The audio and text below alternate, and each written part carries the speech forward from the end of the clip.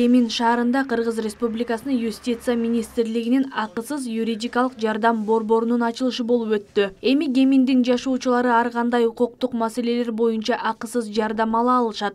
Юстиция министри Марат Жамангуловдун айтымында мындай жардам борборлору иш жүзүндө бүтүндөй Чүй облусун камтыды. Юстиция министрлигинин алдында ушундай ар бир райондо ушундай борборду ачып, жарандарыбызга ушундай юридикалык жардамды берүүгө ушундай шарттарды түзүү ушундай максат турат.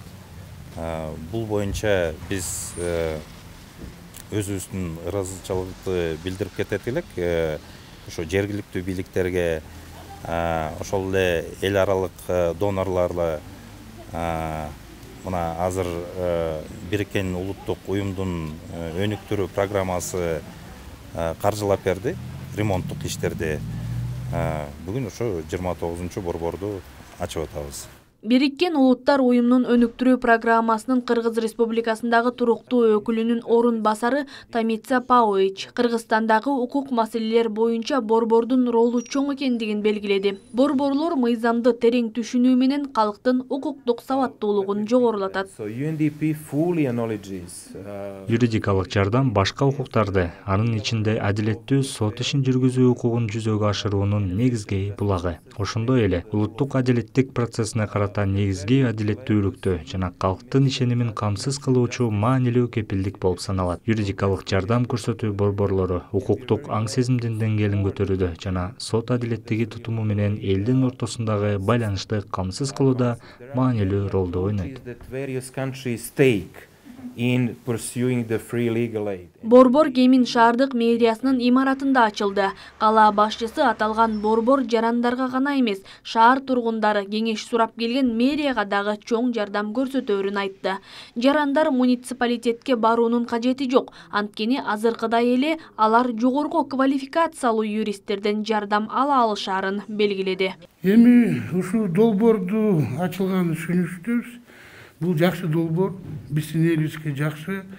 Бирөөнүн укугу тебеленсе, ошо жаран барып, токмокко шаарга барбай, юрконсультацияны издебей, бияктан келип эле юристтен бүт керектүү эмелерди каяка алып жазыш керек, кандай документ даярдаш керек, бияктан баарын бесплатно.